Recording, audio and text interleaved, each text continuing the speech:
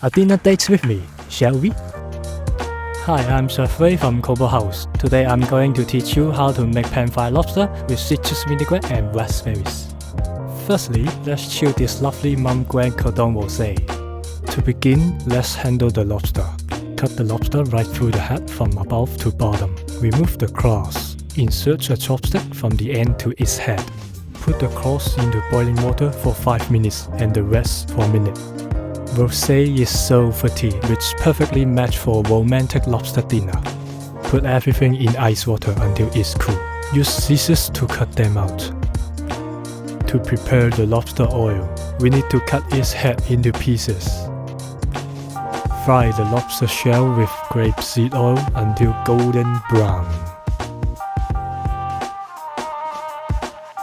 Sweat the veggie in the same frying pan. Then add in tomato paste. Put in the lobster head and shells, turn the fire to low heat and cook for 30 minutes.